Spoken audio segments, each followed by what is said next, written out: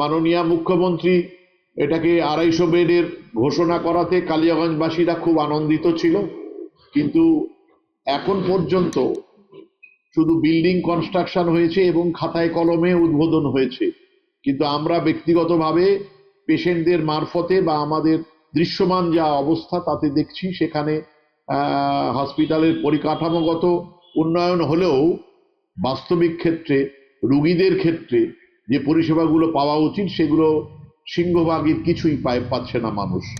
Immediate এখানে ইউএসজির ব্যবস্থা করা,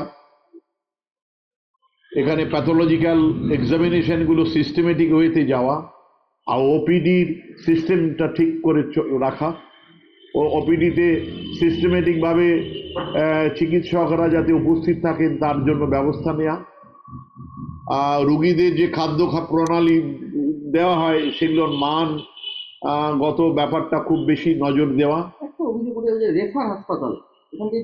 এখান থেকে যেহেতু পরিকাঠামো নেই, চিকিৎসকদের কিছু করার নেই। পরিকাঠামো সমস্ত ব্যাপার থাকলে, একটা হয়তো অ্যাকিউট পেইন হয়েছে অ্যাবডোমিনাল, সেখানে ইউএসজি নেই, ডায়াগনস্টিক প্রসিডিওর না হলে পেশেন্টকে রেফার করতেই হবে। রেফারাল হসপিটাল তখনই হয় যখন ইনফ্রাস্ট্রাকচার না থাকে, চিকিৎসক তখন নিরুপায় হয়ে করেন।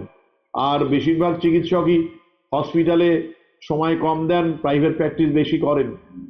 তারা তো সেই জন্য সেই দিকটাও প্রশাসনকে তৎপর হতে হবে, যাতে পরিকাঠামোগত উন্নয়ন করলে তারা ব্যস্ত থাকবে এবং কালিয়াগঞ্জের সাধারণ মানুষের উপকৃত হবে।